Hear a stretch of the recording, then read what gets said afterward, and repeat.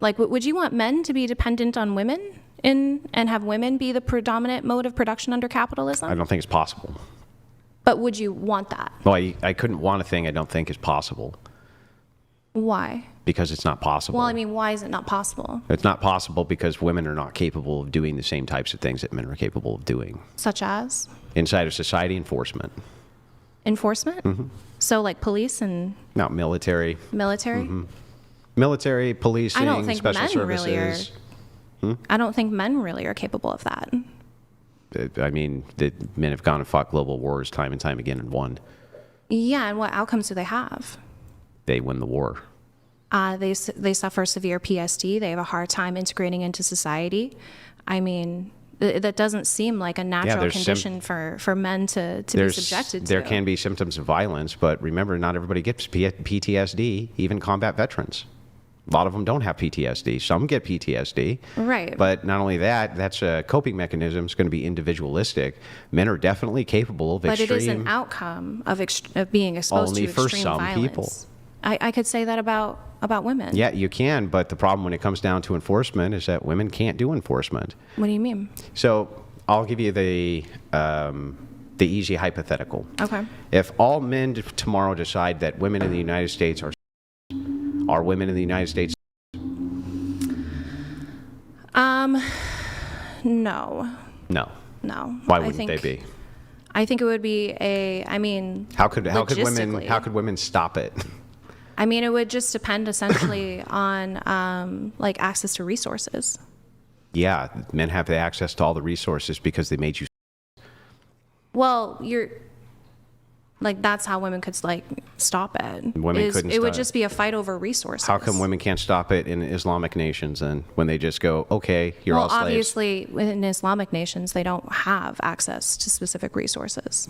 Nobody has access to resources if men don't allow access to those resources. Nobody, because men have a monopoly on force. That's feminist theory. Feminists understand. Even Marxist feminists know this, that men have a monopoly on force. So, in other words, if men collectively... Under patriarchy, I agree. No, under any archy, they're going to need to have men as their monopoly on force. I'll give you an example. If tomorrow men decided to... all women would be... However, if tomorrow all women decided to all men, they do not have the force doctrine and requisite necessary to do so. They could not do it. They just couldn't do it within any context? No. So if women had access to all the drones, if women had access to all the water supply, who repairs them if all? Women had access, we repair if women them had all. access to, I mean, women can have the capacity to repair. I don't understand, like. Okay, so here's what I would say. Let's do this experiment this way. If women had access to all of the firearms on Earth that exist, okay, and every weapon which exists, and they have access to all of that, they still don't have the requisite brute force that would be necessary to keep men under control. They just wouldn't. It wouldn't be possible to do long term. What do you mean even by short term? What do you mean like by brute force? That they just wouldn't be able to pull the trigger? No, that men are much, much, much stronger, and that guns are only an equalizer until men take your guns. Right, and obviously they would have to get close enough. But I mean, I don't care how strong you are if you don't have water and food. What are you going to do? Well, it's really simple then. Do you think that if you were the head of a prison, would you rather have all male or all female guards? If you were dealing with dangerous prisoners, even if both had access to. I mean, I guess it would depend what the goal is. I think to keep the prisoners who are dangerous under control. I mean, I think women can make really great police officers because they are less likely to use excessive force. They're more likely to de-escalate, where men are more likely to escalate. More likely to get disarmed, more likely to get beaten up, more likely to accidentally shoot a suspect. They're more likely to do all sorts of things to the contrary as well. But there's also way fewer females who are in the police force because they can't meet the minimum requirements, which are necessary to be a cop. They can't meet the necessary minimum physical requirements. Same thing in the military. They can't meet the necessary minimum physical requirements to be in the infantry.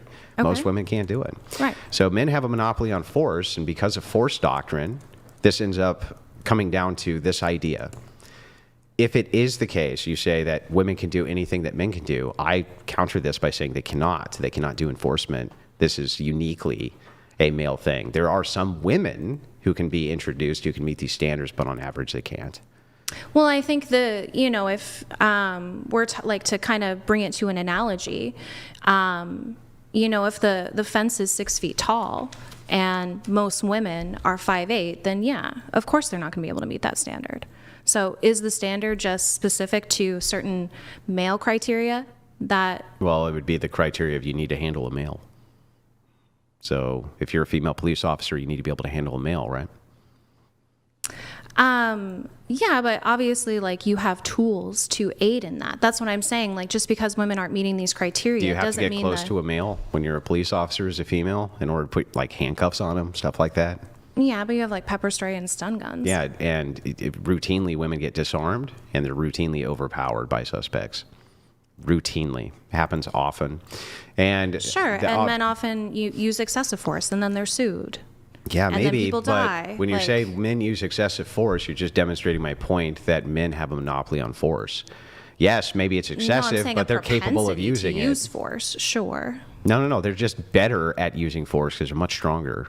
They're much stronger. They have much denser bones, so they're much more capable. I don't disagree with that. Yeah, so the average male is stronger, sure. Well, significantly stronger. It's not an insignificant amount between the average male and average female. Now, I want this point to drive home because it's often stated like, oh, yeah, there's this small marginal difference. No, it's a significant difference. 60, 70% in many cases. Okay. Much, much, much stronger. This being the case, men have the complete monopoly on force doctrine because they're much, much, much stronger. Just raw brute force, which if you reduce rights, you reduce society, reduce everything to its rawest principle, it's going to be brute force. I want to make you do thing.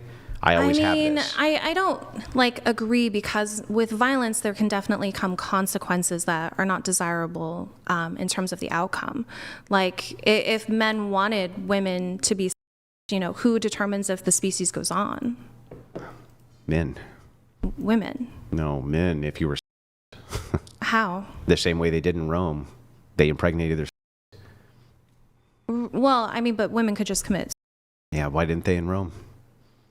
Well, wouldn't that just be black swan fallacy? Just because there's that one example where they didn't. Oh no! I think that's to a in specific degree. Here, we'll give you every example. They didn't do it under Genghis Khan. They didn't do it in Rome. Yeah, it would just be again a black swan fallacy.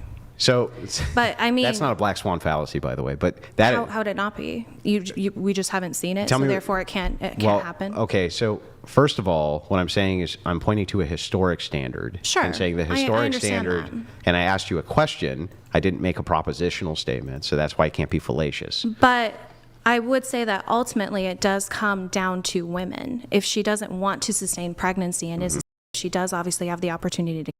Yes, but you can't have society continue. I will say that I'll grant this. It is logically possible that all women who are can off themselves. Not disputing that. Right. However, it's also logically possible they do not. Right. Sure. Okay. Which one do you think is more likely then? It would depend on so many different conditions. Okay. Well, then that's fair. So give me a single condition in which the females of all of history have ever collectively offed themselves in order to prevent their own. Well, it wouldn't be to prevent their own. It would be essentially to stop the, the next generation. And even if that you would do be have, preventing. Sure, and even if you do have women who are. Can you give me an example of a single? No, I can't. Because there isn't any. There's no example. But I'm sure you wouldn't say that that's moral. That's what men ought to do. Well, I believe in objective morality. I'll make ought claims based on an unchanging standard, but you're a moral relativist. You can't be like, you can't do that. It's relative. It's totally relative. Mean? So is one set of morals of more value than another set of morals? I think there are moral facts, if that's what you're asking me. No, that's not what I'm asking you. I'm asking you if one set of moral particulars has more value than another set of moral particulars. I'm not sure how to answer. Well, I would just need to know if... So, okay, for instance, we have one society over here that women and a society over here that does not women. Okay. Okay? Can you point to something objective that makes the society women? There's some moral claim that you can make which is objective for why that's wrong. Well, I mean, by definition is wrong. No. Why would it's the unjustified? Yeah. Yeah, And unjust mean Yeah, unjustified doesn't mean immoral. well, it means wrong. If it's not just, then it's unjust, which would be wrong. Okay. We'll rephrase then. They set the conditionals for something you would consider to be murder and say it isn't. It's the justified of this group of people here. You consider it. What makes their moral facts wrong? I mean, obviously, it would depend on reason and context. So you can, with reason and context, determine which moral facts are correct? I think you can have certain observations when it comes to the outcomes. I mean, that would be consequentialism. I think there can be moral facts in terms of there are things that are always wrong regardless of context. Like? Like, Why would that always be wrong? well, would always be wrong. Let's take Oh, I'm sorry. Yeah. Yes, that was right. Yeah. Would always be wrong because it would because of the harm that it causes. Yeah. Why is harm wrong? Because harm is, I mean, again, I would say harm by definition is wrong because it is an undesirable outcome within our subjective experience. Okay, so are all undesirable outcomes immoral? No. Okay, well then, then you just contradicted your position.